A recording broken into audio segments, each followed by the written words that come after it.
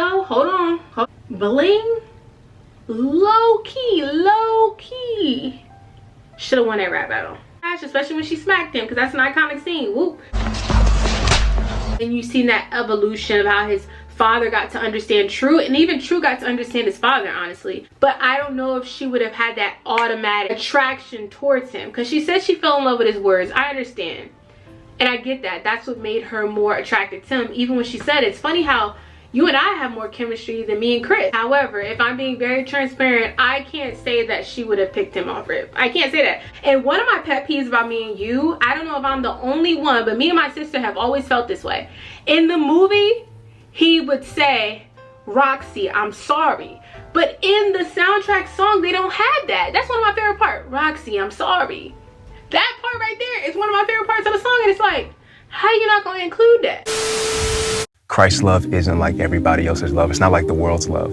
The world's love loves you when you do things right or when you do things with them. But as soon as you make a mistake, they take that love away. But what I've experienced with the love of Christ is that it loves first. It loves through wrongdoing. It loves when you shouldn't be loved anymore. It's unconditional. And that's the love that I believe is going to change the world and has changed me. Hey, what's up, y'all? It's Micaiah. I'm back and I'm black and I'm back and I'm black and I'm back and I'm black and I'm back and I'm black.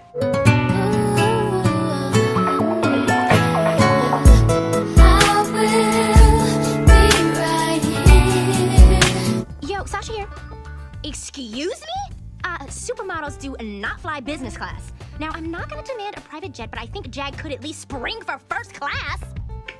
And I am bringing you all another video. And we are gonna be talking about the last great DCOM Disney Channel original movie. If you all don't know what that stands for. And I'm gonna give you a minute to think. You already know when you clicked on this video. But I'm gonna give you a minute to think. Let's think. And that movie is the one, the only, Let It Shine. At me, okay, at me. Because if you disagree, I really want to know why you disagree. For real, I really do want to know why you disagree. But before we get started, please make sure you like, comment, and subscribe to see more of me. And if you're new, hey, and if you're a returner, I really, truly appreciate the love. And when I say this, I'm not just saying it. I truly appreciate you taking the time to watch my content. I really do. So thank you. If you come back for more, I love that. And if you get the chance, please follow me on my social media platforms. My Instagram is @moreofmicaiah. I'll leave you one and more. And my TikTok is @thelifeofkaya. Now, if you are an individual who has a random mind, who likes a whole bunch of different diverse things that truly do not correlate with each other, then this is the channel for you, okay? I'm your girl. So, without further ado, we're gonna get into the video. Now listen, okay? Now, my sister is 4 to 5 years younger than me. So she was still watching a lot of shows on Disney Channel. So by default, I'm not gonna lie, I'm a big kid, I don't care. I used to sit there and watch movies with her. So I'm not gonna say that Teen Beach Movie wasn't interesting. I'm not gonna say Descendants wasn't interesting. I'm not gonna say How to Build a Boy wasn't interesting, right? However, we're talking about greats, right? We're speaking on greats. And the great film is Let It Shine. That was the last great film. I know people want to go into Zapped and all of that. Those are interesting. Some moments were a little corny, which all Disney Channel movies are, which I love. However, the last great Disney Channel original movie that got a lot of ratings that year was Let It Shine. So we're going to dive into Let It Shine, and then I'm going to give my feedback. Let It Shine is a Disney Channel original movie, also known as a DCOM, released in 2012, which integrates musical, dramatic, and comedic elements. Directed by Paul Hohen, the film presents a narrative that delves into such themes as identity, friendship, family dynamics, and the quest for one's aspirations. The film follows the story of a reserved yet gifted rapper named Cyrus, portrayed by Tyler James Williams. Although he possesses a talent for writing rap lyrics, he struggles with the fear of showcasing his work to the public. Cyrus harbors feelings for a girl named Roxy, played by Coco Jones, who remains oblivious to his abilities, instead becomes attracted to a more self-assured and popular individual, Chris, portrayed by Trevor Jackson. The central narrative of the film focuses on Cyrus' quest to overcome his insecurities, build his confidence, and find his voice as an artist. The theme of self-expression and identity is prominently featured in Let It Shine. focusing on the protagonist's quest for self-discovery. Cyrus faced challenges in mustering the bravery to reveal his authentic abilities to the public, so he adopts an alter ego that he submits to Roxy, which is true. The film explores the intricate nature of friendship, particularly through the relationship between Cyrus and his best friend Chris, who inadvertently finds himself for the affection of Roxy. Despite the underlying competition, the bond between Cyrus and Chris remains steadfast, highlighting the significance of loyalty, integrity, and mutual support in the midst of the rivalry. The romantic storyline involves Cyrus, Roxy, and Chris examines the transformation of relationships in the face revealed truths, highlighting the significance of self-confidence and honesty in establishing meaningful connections. The film showcases Roxy's journey of an emotional journey of Cyrus is marked by significant personal evolution as he navigates through his insecurities and self-doubt, culminating in his readiness to step into the spotlight and present his genuine identity to the world. This narrative resonates with the broader theme of overcoming challenges to fulfill one's dream, particularly in the context of music.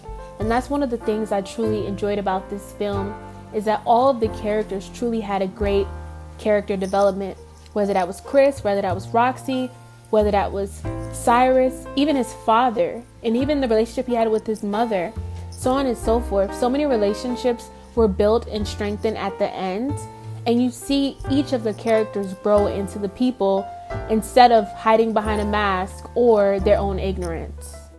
Let It Shine is distinguished by its musical components, which play a crucial role in the narrative. The film boasts a compelling soundtrack filled with memorable songs that seamlessly integrate hip-hop, R&B, and pop, reflecting the themes of self-expression. The music serves not merely as a source of entertainment, but also as a narrative device, effectively conveying the characters' emotions and challenges. In this film, rap serves as a vehicle of creative expression, reflecting the manner in which Cyrus articulates his emotions and concepts. The presence of rap infuses the narrative with a contemporary essence and underscores the power of music to bridge the gap, rendering it a crucial element of the plot. And we see when the father got the chance to actually read Cyrus' rhymes, he's talking about something. He was actually able to learn more through reading those rhymes rather than when he would have a one-on-one conversation with Cyrus. So I thought that was beautiful as well. Cyrus, the main character, embodies a rich and intricate persona, with his journey serving as a pivotal element of the film's success. Initially marked by uncertainty and a lack of confidence, he gradually learns to accept his unique talents and articulate his true self. The journey of growth requires Cyrus to confront his anxiety about rejection, ultimately leading him to appreciate the remaining genuine relationships he has so far rather than seeking external validation. Roxy is an accomplished vocalist who initially exhibits a degree of being naive, becoming infatuated with Chris. As time progresses, she undergoes significant emotional development, ultimately recognizing the genuine qualities of Cyrus' character. The evolution culminates in a romantic connection with him.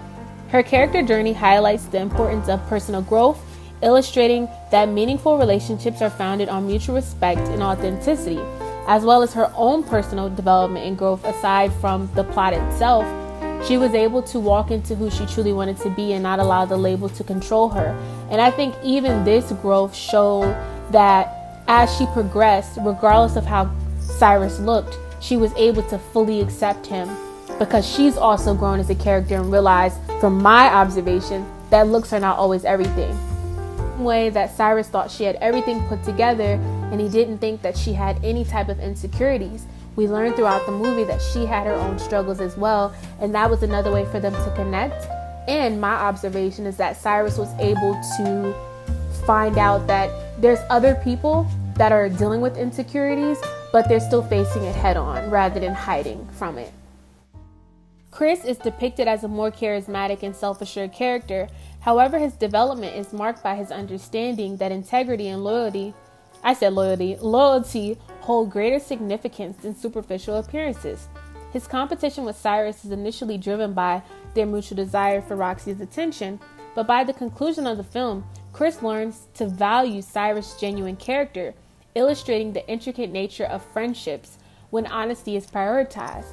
And I think as well, we don't speak on this enough, but I do feel like Chris did pour into Cyrus, probably years on top of years. I don't think Chris looked at it as like, oh, I want Cyrus to be my sidekick. That's not what I got from Chris. I just think what it is that he knew Cyrus was not the most confident. So he was able to be like, listen, let me act like I'm true. And he knew Cyrus would go along with it. But there were moments, even when they had that argument, he even told Cyrus, listen, you're the dopest rapper I know. And I'm pretty sure that's not his first time saying that to him.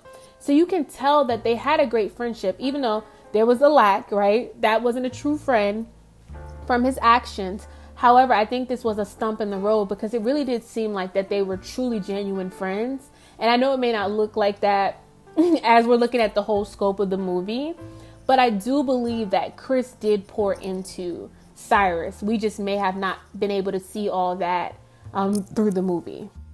Let It Shine stands out for its representation of African American culture, featuring a varied cast and a commendable portrayal of African American characters in a widely recognized Disney film. The story emphasizes a supportive, familiar atmosphere, presents Cyrus' father as a constructive role model, and focuses on a musical talent, thereby appealing to a younger audience, particularly within the African American demographic. However, as we know, other demographics did watch this, and it was widely recognized within other communities as well. Similar to numerous films produced by Disney Channel, Let It Shine inspires adolescents to have faith in their abilities, chase their aspirations, and embrace their true selves without fear. The film delivers a powerful message of self-assurance that resonates with teenagers as they navigate their journey to establish their identity in the world. The cinematography and an arrangement of the musical segments exhibit a lively and dynamic quality. The incorporation of vivid colors and spirited camera movements throughout the musical performance enhances the film's overall energy and excitement. In conclusion, Let It Shine is a comprehensive film that artfully combines an uplifting coming-of-age narrative with engaging music, significant themes, and dynamic performances.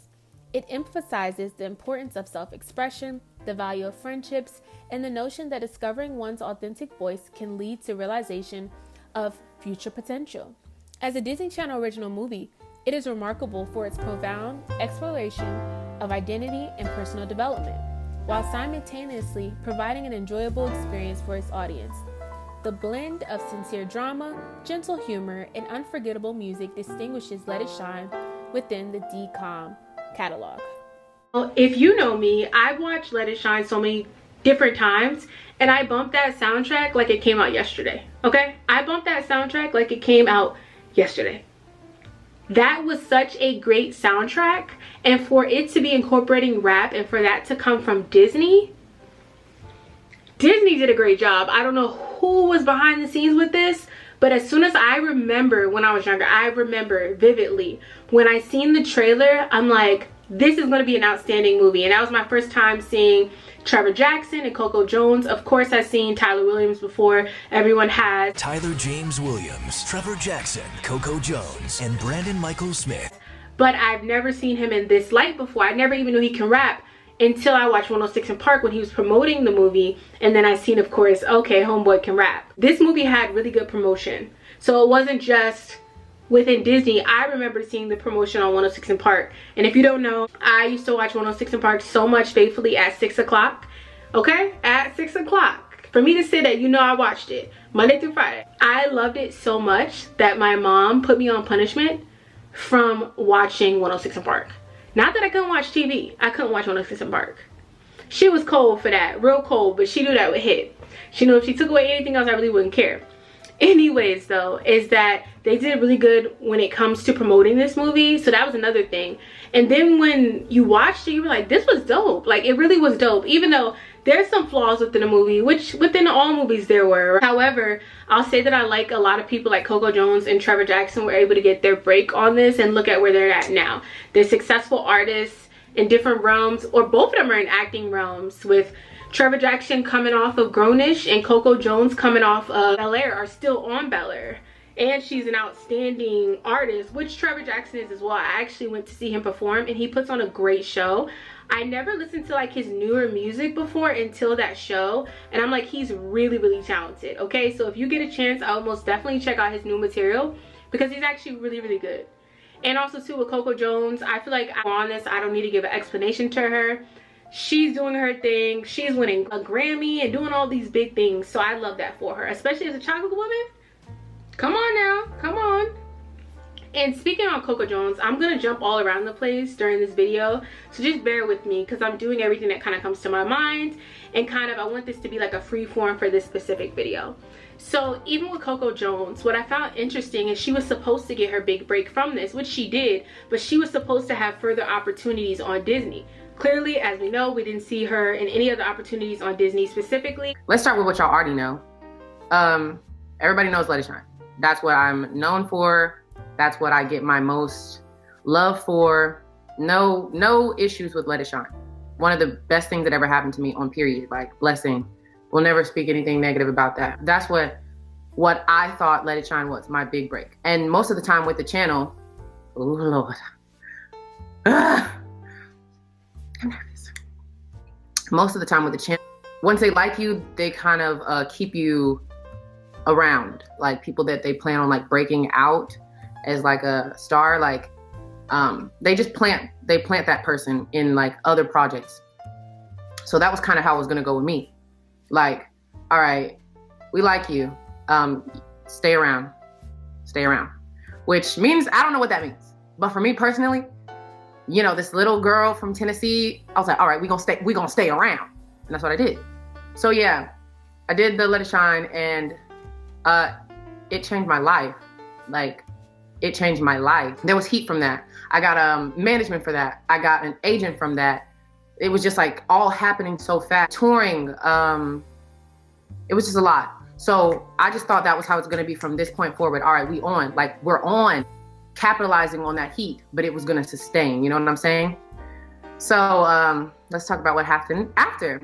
There was supposed to be a Let It Shine 2, point blank and period. Now, y'all, I was flabbergasted to hear this because I did not know there was supposed to be another Let It Shine. I am so appalled right now. So appalled. Point blank and period. The writer wrote it. I'm not trying to call nobody out. Like,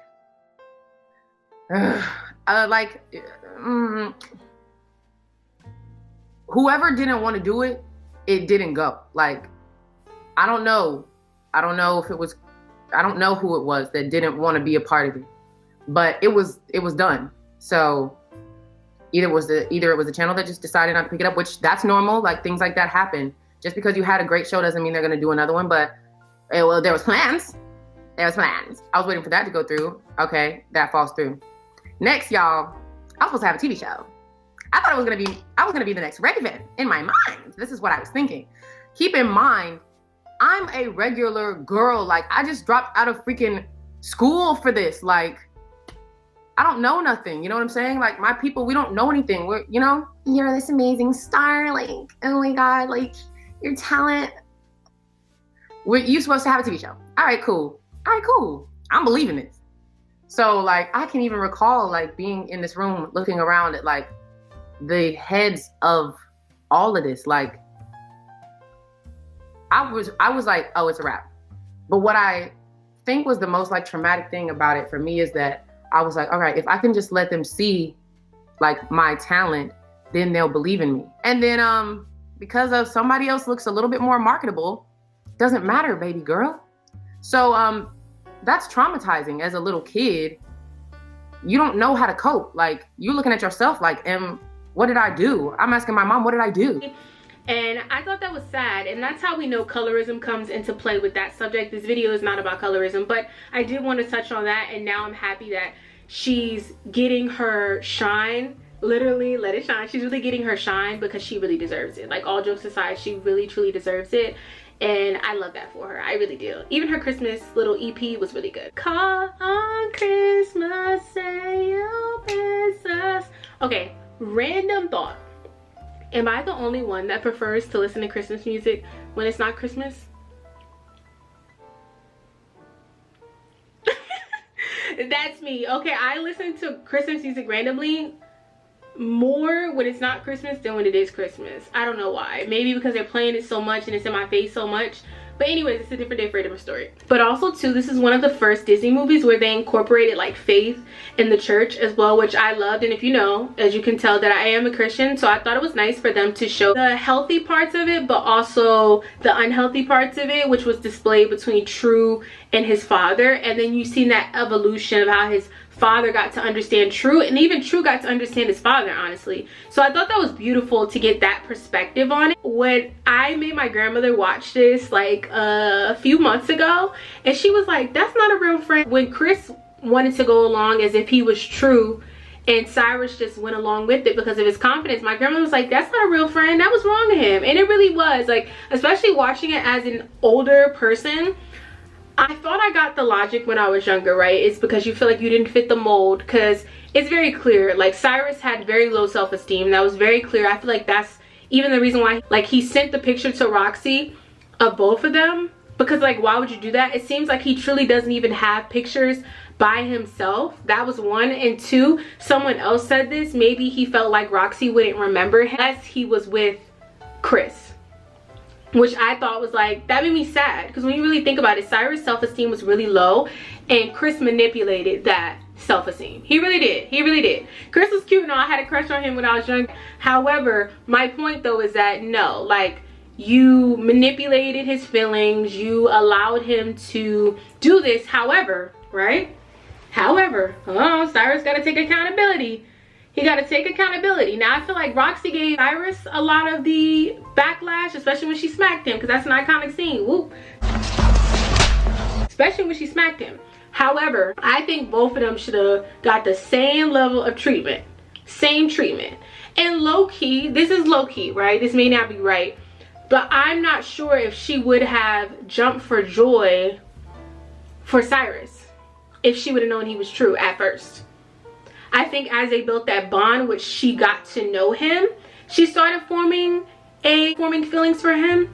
But I don't know if she would have had that automatic attraction towards him, because she said she fell in love with his words. I understand, and I get that. That's what made her more attracted to him. Even when she said, it's funny how you and I have more chemistry than me and Chris, you know?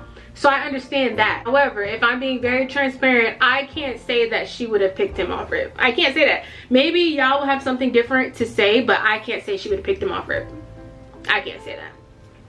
Yeah, I can't say that confidently. However, I love that Cyrus ended up getting out of his shell. He started being confident, and he was able to, you know, go against Bling. Even though, hold on, I'm jumping around the place like I told y'all I was going to. Bling, low-key should have won that rap battle. Am I the only one that thinks that? Low-key, even though Cyrus got him at like the last few bars, a good amount of bars, it's like, all right, you got it. Especially that second round. But low-key, he had it. Bling had it. And I like him as an actor. What's his name? I think it's Brandon. Yeah, Brandon Smith. I really like him as an actor. I wish I would have got to see more of him. I know we've seen him on Sunny with a Chance, but I wish we got to see more of him, because he really was a talented actor. And he played Bling really well. Like, he played being a douchebag very well. I will give him that. I feel like everyone played their roles really well, which I did like. Now, like, even going into the music, all jokes aside, like with the soundtrack, this soundtrack was filled with so many great songs. I'm not saying every song was like on the same level. Like, let me run through the songs now and I'll give like my feedback and opinion on that. Don't run away from the truth, because I'm not giving up on you. So of course it starts off with Don't Run Away. Do I have to say anything? Do I have to say anything? Don't run away from the truth, because I'm not giving up on you. One of my favorite songs, Guardian Angel. Oh, this is who I am. I wish you understand. It's time to set me free, my guardian angel. Okay, I'm done. Of course, Me and You. And one of my pet peeves about Me and You, I don't know if I'm the only one, but me and my sister have always felt this way. In the movie, he would say, Roxy, I'm sorry. Roxy, I'm sorry. But in the soundtrack song, they don't have that. That's one of my favorite parts. Roxy, I'm sorry. That part right there is one of my favorite parts of the song, and it's like, how you not gonna include that? I digress. And I'm not gonna lie, maybe this is just me because I don't even have this downloaded. What I said from Coco Jones, of course, she was playing Roxy. I didn't really like that song. I didn't really like that song because I didn't really like that style with her voice, and I love how the movie showed that. It's her going back to her roots, and she grew up in the church and all of that. She has a very soulful voice, so I personally really didn't like her voice with that song. And I think this is what it was trying to display, like, right, this is not her, because they made her look like Nicki Minaj from like, you know, from like 2010, 2011, when Nicki Minaj was being like more flamboyant with her clothes, which that was strategic as to why she did that too. I'm only going to touch on the songs that were in the movie. Yeah, I'm only going to touch on the songs in the movie. Now, I know a lot of people didn't like You Belong to Me. It was like corny, but then it was something cute about it at the same time. Like, I don't know how to describe it. Like, I liked it, but it was like corny at the same time. I kind of liked it. I don't know how to describe it. I know it's like a weird song, but I kind of liked it. Nice Tonight, you know, that was one of the songs. It was like cute and corny. I liked it. It was like cute and corny. It wasn't nothing really crazy to say about it, but it was cute and corny. Then Moment of Truth. Come on now. Come on now, that was the final battle. Of course I liked it. I already gave my opinion on that. And then Joyful Noise, I love when they came in the intro with it. And then of course I love Good to Be Home. That was like showing her soulful voice. And I loved her voice on that rather than that other song that I was stating. And of course I love Let It Shine. Okay, I still bump a lot of these songs to this day, and Let It Shine of course is one of them. Okay, so yeah, those are all the songs within the movie that I kind of wanted to touch on. I didn't really listen to too many songs that segued out of the movie, so if it wasn't in the movie, I probably don't listen to that song most likely. Oh, another important thing to mention, like, it's we can't talk about this movie without mentioning it. We've literally seen an all-black cast for a DCOM movie, like all-black cast. Like, of course we had Jump In, right? Don't get me wrong, we had Jump In. I love Jump In. The two main characters were black, but of course there was a whole bunch of other aspects of the movie. However, I think Let It Shine hit a little different than Jump In. It was just a different feel than Jump In was. Now, don't get me wrong, I love Jump In. That's one of my favorite movies. I have it on DVD, okay? Don't make me go grab that. So I'm not bashing that movie at all because I love it. However, I do think it gave a different feel than Let It Shine did. A completely different feel. And that's what I loved about Let It Shine. So I think that's another reason why it probably got in great numbers. Because I know a lot of people, like even my cousin, she wasn't even watching Disney like that, but she tuned in for Let It Shine. Like people that didn't even watch Disney anymore, older people, they came and watched Let It Shine because from the commercial it just gravitated you, like, oh, this is an interesting story, even though it's like, boy, why you let him do that? But anyways, it's still an interesting story and it intrigues you, and you're seeing all these actors.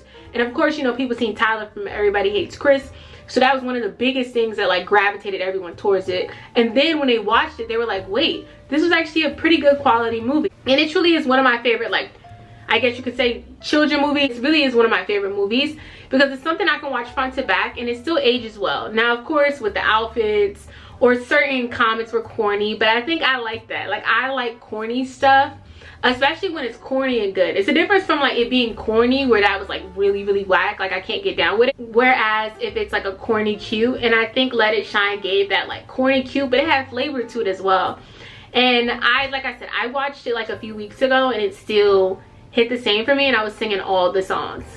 Oh. Wait, even though that song wasn't on, oh yeah, Guardian Angel wasn't on the movie anyway, so that one I did segue off of it. Yeah, that wasn't in the movie, or maybe was that in the end credits? My Guardian Angel. But they played that a lot on Disney. I remember when Disney used to play the music videos during the commercials, they played that a lot, so maybe that's why.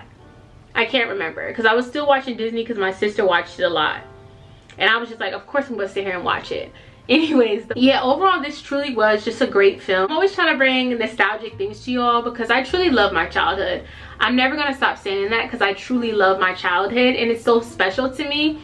I smile about it all the time because I feel like we had different things, and I know every generation says that, like, oh, we had things that you didn't have, but I'm not just saying this. I truly believe that we had something special in the early 2000s up to like, I would even say kind of like 2014, 2013. We had such special moments and special things that occurred.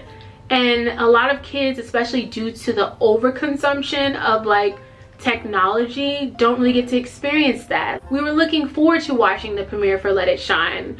We weren't banking on the reruns. We weren't banking on it being streamed. Like, we tuned in. Like, I watched that live. Me and my sister, we watched it live on Disney Channel. So it just hits differently, and I just pray that kids get to experience some essence of it. And if you are someone younger watching this, if you've never seen Let It Shine, I'm pretty sure most people watching this have seen Let It Shine. But what I'm gonna do with my kids, I'm gonna allow them to watch a lot of my old stuff. So parents out here, or new parents, or people who look forward to having children, I recommend you to allow them to watch your old movies, old shows, because they really do age well overall. Like, I know everything doesn't, but a lot of shows do, or a lot of movies do as well. But yes, please remember that you are loved by the one who created the universe, and you are made for such a special purpose. So I appreciate you connecting with me, having this moment with me. It doesn't go unnoticed. Please give me your feedback down in the comment section. I am always here for a healthy dialogue, and I urge you to disagree. You know, I urge you to have your own mind, free thinking. If you agree, that's beautiful too, and if you have something else to add. But if you disagree, that's okay too. As long as we say things in a respectful way, I think that's okay too, right? I really do. So once again, I appreciate you all for watching, and I'll check you all out in the next video. Stay blessed, everyone.